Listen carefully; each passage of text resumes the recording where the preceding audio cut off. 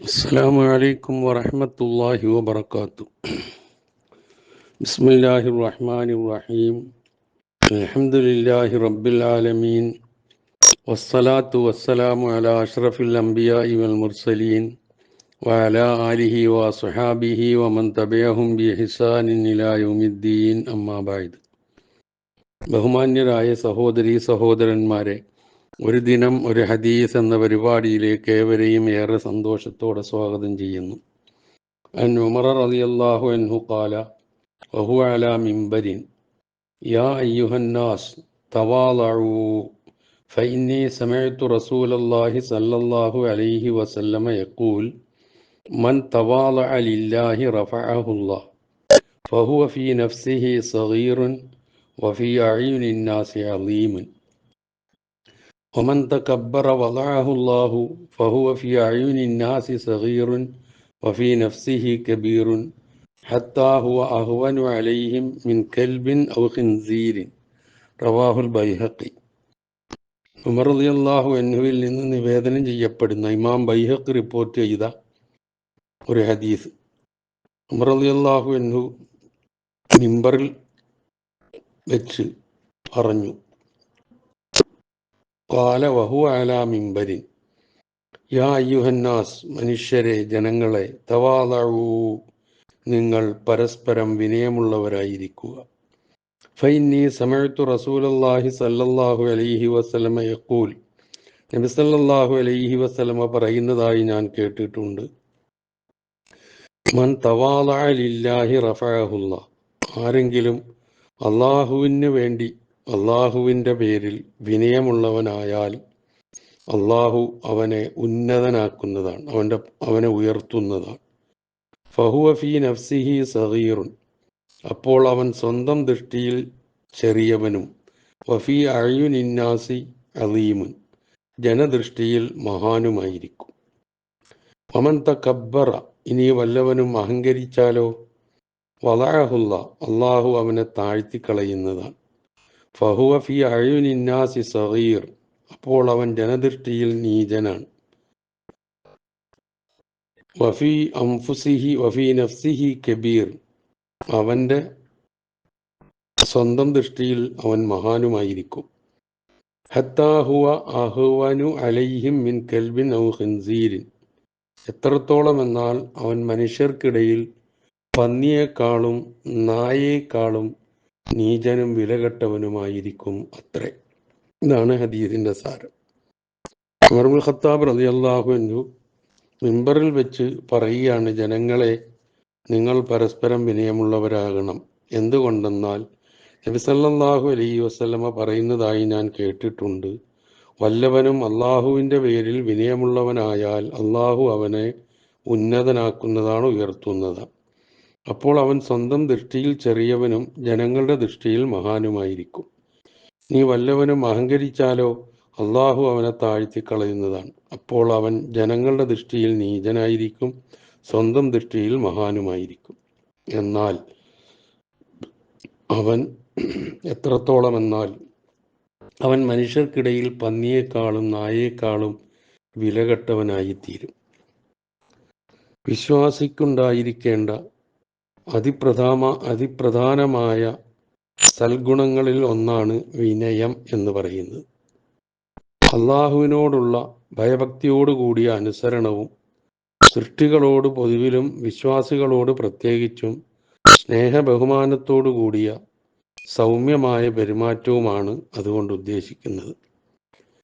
ഇതിൻ്റെ നേരെ എതിരിൽ വരുന്നതാണ് അഹങ്കാരം. അത് മനുഷ്യനെ അധപ്പതിപ്പിക്കുമ്പോൾ വിനയം അവനെ ഉന്നതനും ഉത്കൃഷ്ടനുമാക്കി മാറ്റുന്നു. അതാണ് ഈ ഹദീസിൽ പൊതുവെ പരാമർശിച്ചിട്ടുള്ള കാര്യം. വിനയത്തിൻ്റെ ഉറവിടം, തവാളുഇൻ്റെ ഉറവിടം ദൈവവിശ്വാസമാണ്. സൗമ്യമായ പെരുമാറ്റം, ജനസേവനം എന്നിവ അതിൻ്റെ ബാഹ്യമായ പ്രകടനമാണ്. വിശ്വാസം കൂടാതെയുള്ള വിനയപ്രകടനം വഞ്ചനാപരമായ ഒരു നയമെന്നല്ലാതെ സാക്ഷാൽ വിനയമാവില്ല. വിശ്വാസിയുടെ വിനയം ഏതെങ്കിലും രംഗത്ത് മാത്രം പരിമിതവും അല്ല, മറിച്ച് ജീവിതത്തിൻ്റെ നാനാ രംഗങ്ങളിലും അത് പ്രകടമായി കാണേണ്ടതാണ്. സ്വന്തം വ്യക്തിജീവിതത്തിലും ഗാർഹിക ജീവിതത്തിലും സാമൂഹിക രംഗത്തും അധികാര സ്ഥാനങ്ങളിലുമെല്ലാം അതുണ്ടായിരിക്കണം. അങ്ങനെയുള്ള ഒരു വിനയത്തിലേക്കാണ് നബി സല്ലല്ലാഹു അലൈഹി വസല്ലമയുടെ ജീവിതചര്യ നമുക്ക് മാർഗദർശനം നൽകുന്നത്. വലിയവരെ ബഹുമാനിക്കുക, ചെറിയവരോട് കരുണ കാണിക്കുക, ഏവർക്കും സലാം പറയുക, വീട്ടുജോലിയിൽ കുടുംബത്തെ സഹായിക്കുക, തിരക്ക് പിടിച്ച ജോലികൾക്കിടയിലും അന്യരുടെ പ്രശ്നങ്ങൾ മാനിക്കുകയും പരിഹരിക്കുകയും ചെയ്യാൻ ശ്രമിക്കുക തുടങ്ങിയ പെരുമാറ്റമാണ് ഈ വിനയം കൊണ്ട് ഉദ്ദേശിക്കുന്നത്. നബി സല്ലല്ലാഹു അലൈഹി വസല്ലമയുടെ പെരുമാറ്റം അങ്ങനെയായിരുന്നതാനും. വിനയം എന്ന് പറയുന്നത് മനുഷ്യാകൃതി പൂണ്ടതായിരുന്നുവോ നബി സല്ലല്ലാഹു അലൈഹി വസല്ലമ എന്ന് തോന്നിപ്പോകും പ്രവാചകന്റെ തവാളുയിലുള്ള വിനയത്തിലുള്ള പ്രവാചകന്റെ മാതൃക പഠിച്ചു നോക്കിയാൽ, മനസ്സിലാക്കിയാൽ. ഇബ്നു അബ്ബാസ് റളിയല്ലാഹു അൻഹു നിവേദനം ചെയ്യുന്ന ഒരു ഹദീസിൽ കാണാം, നമ്മിൽ പെട്ട ചെറിയവരോട് ദയ കാണിക്കാത്തവനും ദയ കാണിക്കാത്തവനും വലിയവരെ ബഹുമാനിക്കാത്തവനും നല്ലതിനെ കൽപ്പിക്കുകയും ചീത്തയെ വിരോധിക്കുകയും ചെയ്യാത്തവനും നമ്മിൽപ്പെട്ടവനല്ല എന്ന് നബി സല്ലല്ലാഹു അലൈഹി വസല്ലമ പറഞ്ഞതായി ഇബ്നു അബ്ബാസ് റളിയല്ലാഹു അൻഹു നിവേദനം ചെയ്യുന്നു. അപ്പം ഒരു വിശ്വാസിയെ സംബന്ധിച്ചിടത്തോളം അവനിൽ ഉണ്ടായിരിക്കേണ്ട അതിപ്രധാനമായ ഒരു ഗുണമാണ് വിനയം എന്ന കാര്യത്തിൽ യാതൊരു സംശയവുമില്ല. ഇതിന് നേരെ വിപരീതമായി വരുന്ന കിബർ ഉണ്ടായാലോ ആ കിബറിൽ അള്ളാഹു അവനെ താഴ്ത്തിക്കളയും. ഇപ്പം ജനങ്ങളുടെ കണ്ണുകളിൽ അവൻ നിന്ദ്യനായിരിക്കും. സ്വന്തം ഞാൻ തരക്കേടില്ലാത്തവനാണെന്ന് അവന് തോന്നും. സാധാരണയായി മനുഷ്യരെ കിബർ അഥവാ അഹങ്കാരത്തിന് നബി സല്ലല്ലാഹു അലൈഹി വസല്ലമ നിർവചനം നൽകിയിരിക്കുന്നത് ബത്തറുൽ ഹഖി വ ഗംതുൻ നാസി എന്നാണ്. സത്യത്തോടുള്ള മനഃപൂർവമായ അവഗണന, ധിക്കാര മനോഭാവം, പിന്നെ വഗംതുന്നാസ് ജനങ്ങളെ നിസ്സാരവൽക്കരിക്കുക, നിസ്സാരമായി കാണുക.